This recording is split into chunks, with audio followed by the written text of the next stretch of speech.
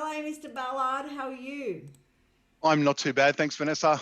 It looks like you're ready to blast off into space. Oh, really? I'm not quite the founder of Amazon, so I'll be sticking to the kitchens for the time being. Well, judging by all the products that you guys have, I don't think it'll be very long. It's so good to have you here, Andrew. Thank you for taking the time to jump on and have a chat. And yeah, it's awesome. No, no problems at all. It's great to be here. We've sort of been connecting on some other calls with some industry people on a Tuesday night, which has really been good fun. So it's nice to join you here. No, it's really good. So, firstly, where did your journey start? How did you become a chef? What inspired you to become a chef? Oh, my mother's a chef, as I'm sure some of you guys will know, but I probably started off like most other people. I was working as a kitchen hand for $10 an hour. I don't know if I should say cash in hand, but cash in hand when I was about 14. And I worked at a local restaurant, and then I guess I left school and I did okay, but I sort of went, oh, what should I do? And then I went and I studied to be a chef in 2003, and I've been in the industry ever since. And the last sort of 7 years with Unilever in the food service division of Unilever Food Solutions, and then prior to that, I did sort of everything from consulting to working on behind the scenes on TV shows, presenting at Easter shows and stuff like that. So quite a sort of diverse career, but now certainly loving life here in food service. You're doing a really good job. I love when you do your combined masterclasses with Sammy Burke. Yeah, look, we work a lot with Meat and Livestock Australia, and that's sort of something we do bespoke for our sort of large accounts, and we both have a lot of similar larger accounts, and as you can imagine, they don't want to see sort of everyone separately, so we've combined together with MLA to run these masterclasses with our large sort of key and national accounts, and with great success. It's been showcased globally, the partnership that we've done up, and it's certainly something that we enjoyed, and showcasing what the Aussie farmers can do, and in some of our products we use real Aussie beef in our some of our gravies and stuff. So it's sort of a good synergy. It's awesome. And so tell me about Unilever. You're a global company? Yeah. So Unilever is obviously a massive a global company which has its streets ice cream, retail foods, which is mainly continental, and then personal care and stuff. But Unilever Food Solutions is much smaller. We sort of report into a global company. We don't report locally, so we're the dedicated food service division of Unilever. So much smaller than the other division, but we still get the great sort of assets and uses that obviously comes with a big company. So our products, our main brands are Knorr and Hellmans. So Knorr being our savoury products, and then Hellmans being our dressings range, and all the Okay. products essentially are for chefs. So they're made by chefs for chefs. So you can't go down to your local, retail outlet and buy them. But it's made for chefs. So they're made to a high quality and obviously larger pack sizes as well. And I went on the website over the last couple of days when we decided that we were going to do this session because I wanted to learn more about Unilever, to be honest, and the product ranges that you guys have. It's absolutely massive, and it's an absolute credit to you and your team. The website, the Unilever Food Service Solutions in the website, it was so informative. It really is good, and I must say I don't really have much to do with that apart from some of the pictures that we do and the recipes. But the team does a really good job with that. So there's so much information on the products, but it's not just about selling stuff. It's about providing extra resources to different channels. So we'd have a whole articles on what's on trend. Say we have a whole program dedicated for aged care, which is really important. And it's not just about selling our products; it's about providing people in aged care, the chefs, with information about how they can sort of make the dining experience better for their residents. I don't know whether it's because I'm getting older or whether it's just because there's a lot more chefs that I know that are working in aged care, but the food in aged care seems to have really it just seems to have really evolved, especially in the last 5 years with the range and the cyclic menus and the choice of ingredients that they've started to use. I think, yeah, it's probably maybe a little too late, but it certainly is changed, and I'm really seeing that in aged care. And I think a lot of, it's not sort of cool to be an aged care chef, but I'm telling you, it should be, because to get to work Monday to Friday, normally finish by 3 o'clock, And the most important thing these people do in aged care is eating. That's the most important thing they look forward to is eating. So you're seeing a bit of a change over some really talented chefs that are coming across to aged care. We work with some large groups, and I can tell one of them has got 98% of their chefs are fully qualified. So there's that big changeover of upskilling chefs and training them to make sure they've got the qualification, because aged care is only going to get more important, more sort of important in terms of food when the baby boomers sort of get in there as well. They've demanded good food their whole life, so it's changing and evolving. But there's just that gap there on the average price per meal. Unfortunately, still in prison, it's considerably higher, which is quite interesting. Just a bit more money, and I think that'll come with the recent commission inquiry. So. Because we even started to put a la carte into some of these aged care facilities now, which I think is quite amazing. It really is, yeah. They're doing a la carte. There's, finger food, there's canapes, and certainly different packages that people sell in terms of their businesses. So it is certainly changing, and it generally is the most important thing that they do. So it's great to see a bigger focus on food and aged care. And the most exciting product that I think that Unilever has is, guess what? Oh, I don't know, mate. The NorIntense Flavors, or maybe the Magnum ice cream. The tubes. Oh, that's not ours. That's Smith's Crisps. That's all right. So that's owned by Smith's. So that's not our company. But it's fine to talk about it, because these are the made. I thought you were behind actually. I'm part of a great Facebook group called Bring Back Tasty Tubes. That's because I just love the chips so much. I love that you brought this up. It's so cool. So I'm still trying to find them on Sydney's northern beaches, or even out west where I'm in my office.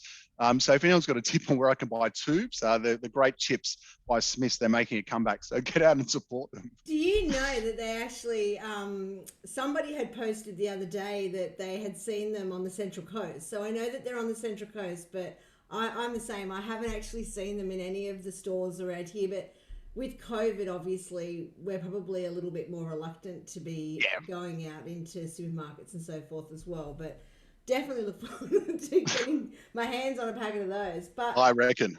Let's talk about the exciting Knorr Intense Flavours range. I'm actually quite blown away by this range. I've spoken to quite a few chefs over the last few days just to get their input and also their feedback, and they've just all spoken so highly of this range. Yeah, for sure. I mean, I've been with Unilever for 7 years. This is probably the coolest sort of best product that we've launched in that time. It's a lot of time spent with our global R&D team. So this is a product that's been developed overseas for our businesses around the world. So they're pretty much all natural. So there's the deep smoke's got an artificial smoke flavor, because it's just really hard to get that intensity. So you only need to add a drop. The range consists of citrus fresh, mushroom earth, deep smoke, and umami. There's no MSG in them. They're all vegan as well. And like the citrus fresh, for example, it comes in a 400 ml bottle, but it's got 750 grams of yuzu, lime juice, and mandarin that's reduced down. So it's an ingredient. We don't want sort of chefs to pour stuff out of a packet and just heat it up. That's not what we're about either. It's about using our products as an ingredient to help your dish and to create sort of some of these flavors like smoke. It takes a lot of time. This is to help the chef achieve a flavor. It's just a bit easier. So they really are a great range of products. The umami is probably my favorite. It's just you can add it to any stage of the cooking. The mushroom earth is great for risottos. They really are a really cool range of products. I love the way that you can apply them to any type of cuisine or any type of choice that you have as far as a dietary requirement goes. You've got you can add it to steak, chicken. It's just so diverse in what it does. It is as well. And the citrus fresh, we make great panna cottas out of it. We've done some stuff with MLA where we've made butters. So we did a whole range of butters using these different flavors.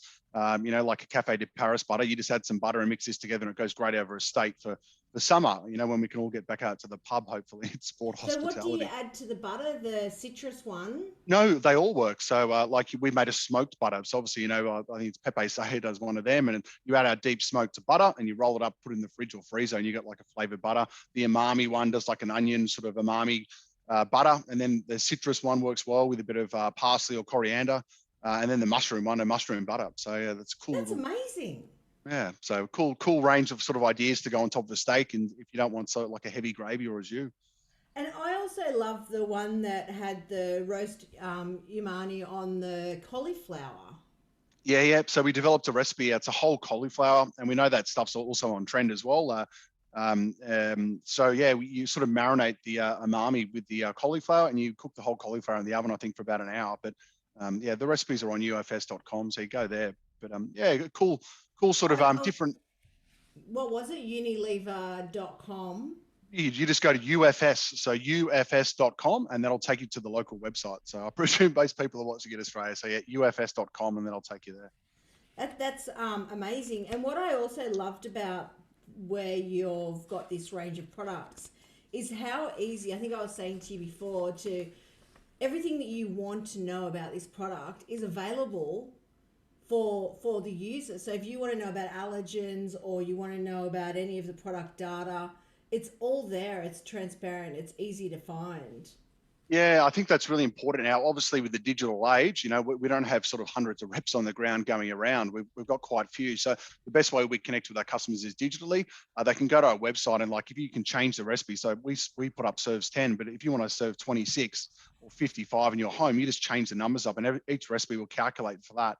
And you need all that information online. We know how people are, quite tech savvy, and they want everything straight away. So all our product statements, product PDSs, and information on the products are all there, along with recipes, inspiration, trends, and even some videos as well. The videos were really good as well, just to be able to see what chefs are doing and to get that inspiration. I think they're fabulous videos. So talk to me about the three little icons that you have, the green icons. So in Reinvent Your Classics, Inject World Flavors, and Ignite the Power of Plants.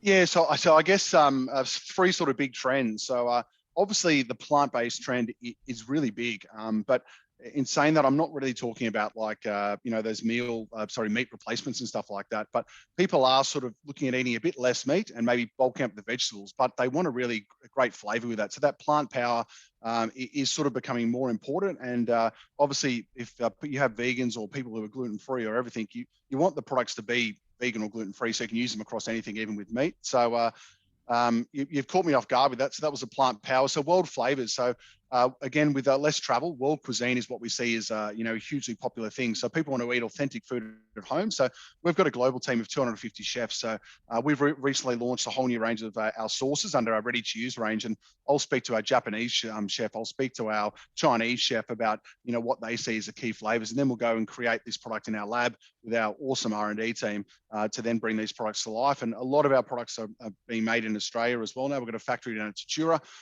So it's supporting Aussie farmers and ingredients, and being made local is obviously really important as well. And what are those other products that you've got there? What's that one sitting in front of you in the sachet? In the sachet, so this is actually a lime powder. So so it's a really cool product. It replaces about 100 limes. So it's a 500-gram packet and makes I think 1 or 2 liters. It makes 2 liters of lime juice. So you might remember those yellow and green bottles that are sold in retail and stuff. And if you taste them, they taste really artificial. So this is dehydrated lime and citric acid, and it replaces 100 limes, and it's quite affordable in terms of comparison when limes are out of season. So I have one at home, and it sort of is half emptied all the time. I know that family members tend to use it for gins as cocktails as well. So really versatile product. You can do desserts, seasonings for beef and everything. So yeah, that's one of my sort of favorite ones. It's really versatile. Let me guess who that person is that might be using the lime juice in their alcoholic beverages. Yeah, it's actually Ross. So he loves it in his gin, I think. I'm not so sure. Oh, really?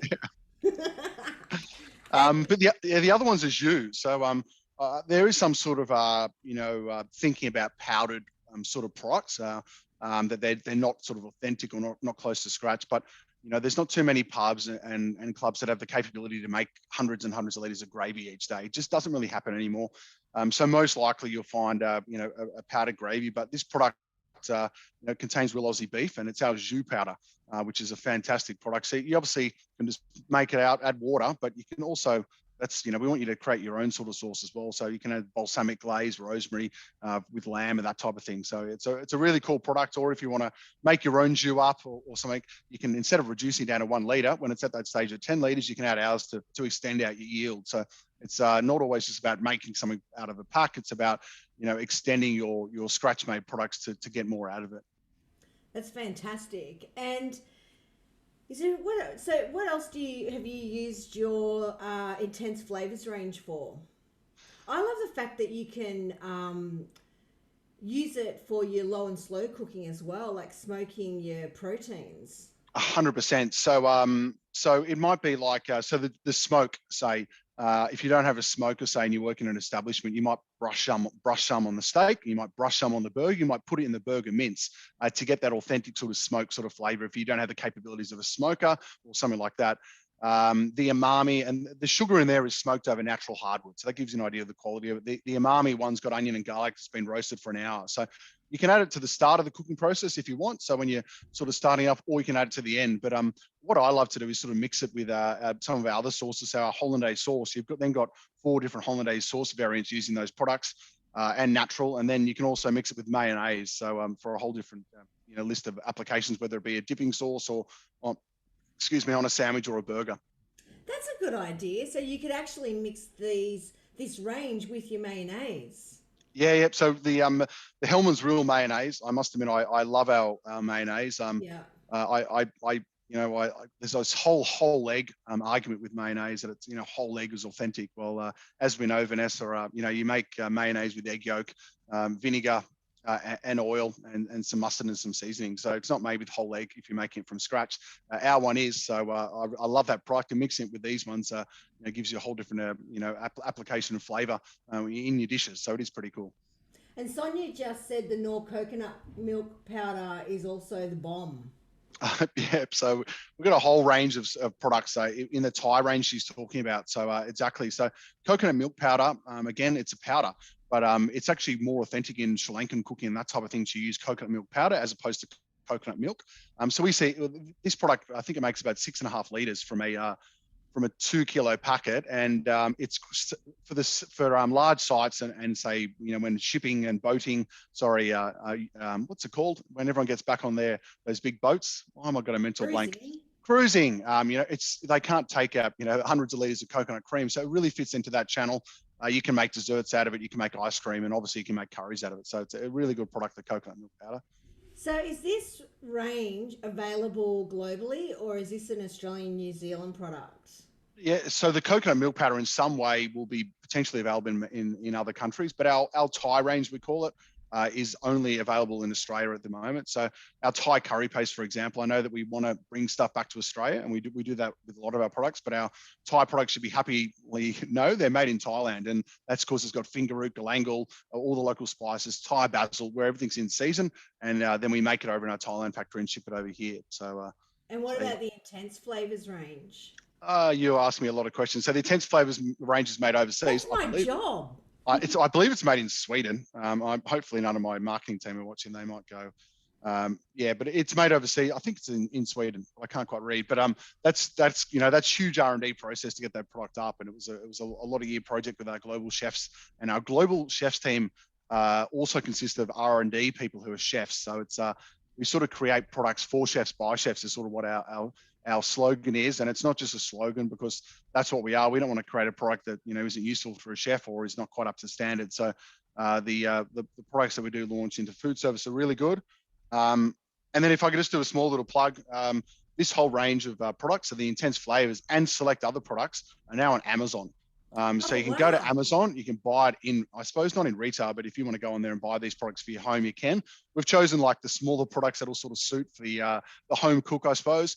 And giving the home cooks or the really keen chefs or whatever at home the chance to use our products in their home. So you just go to Amazon and search for Knorr, and there's a range of products that we sell via there. I'm going to buy some this afternoon.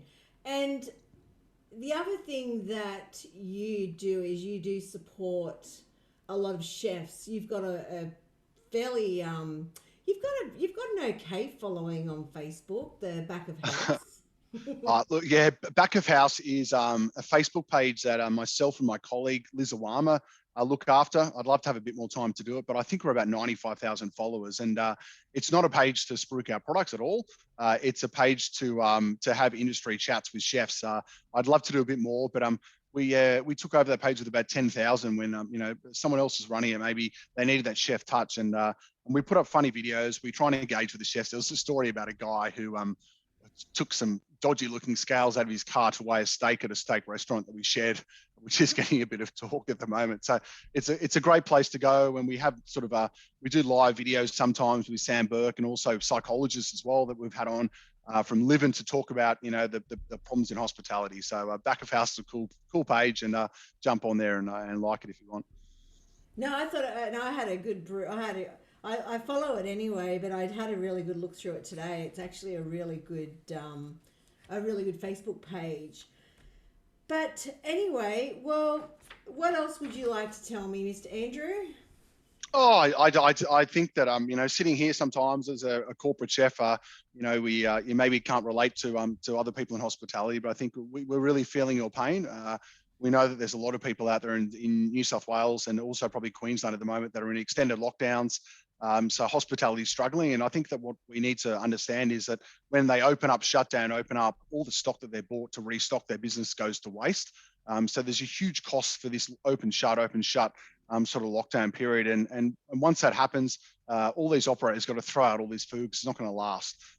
So it's a really tough time in hospitality. I think we need to help our smaller independents in both distribution and in both operators, because the larger chain accounts can sort of cope a bit better and QSRs, but the smaller ones are a worry. And it's already tough out there being an operator on the margins that these guys have. It's really small. So we really feel your pain. So we look forward to opening up and supporting as much chefs as we can. And that's what we do. We get out there and we're not afraid to present master classes, and we wash all our own pots and we do everything out there. We don't just walk on there. So it's we feel your pain, guys. It is a really challenging time, but I think that that's one of the beauties of being able to do these types of talks, or just connection pieces, is that it just takes people's minds away and gives them something else to think about. And the reality is that businesses will need to think about opening, or the reopening and the rebuilding process, and what they need to put in place ready for when that happens. And it's just about inspiring new ideas for their menus, and to be able to just share some thoughts that they may not have actually considered previously. Yeah, 100%. I think, although some figures sort of say it's not the case, I think a lot of people have had to simplify their menu, or at least change it during COVID. When there's, only takeaway available, you need a smaller menu. Even when it reopens up, they need to have sort of some products that can go across their menu, so they don't have 1,000 products, that needed to make all their dishes. So simplifying of menus is certainly happening, but also once people want to go out again, they're going to want some new interesting flavors as well. So you're seeing a lot of chefs, researching what's on trend, and we're sort of seeing a lot of, I suppose, fermenting and stuff and pickling and stuff, which has been around for a while, but it's sort of starting, to come back on trend. We're seeing really authentic, close to scratch products, plant-based, plant power as well, to complement your meat dishes as well. So I think that's important to chefs to stay on top. And I think some of the videos on Instagram I'm loving, from like Dan Hong and Big Sam Young, and these guys are doing the authentic, Thai cooking and Asian cooking at home is where I'm sort of getting a lot of inspiration from at the moment. Those guys are just awesome with the stuff that they whip up, and with I think it was with Dan Hong's mum, he was cooking the other day. So that type of stuff is great to get some inspiration on what sort of authentic sort of cooking is. So true. I think authenticity is definitely going to be I just can't help but feel that that's what people want now more than ever, is that authenticity and to know more. 100%. I think people really want to know where their products came from. So chefs and also diners, they want to know if the fish is Australian or if it's sustainably caught. They want to know, same with their meat, is it grass fed, is it grain fed, and this type of thing. So there is a lot more interest about food in terms of where the food comes from. I think that this is sort of been a COVID thing where a lot of people want to support local businesses and local sort of producers. So it is important to find out where your products come from and have that authenticity tag to your menu. Absolutely. Well, I know that you've got to run because you've got another. You're a busy boy.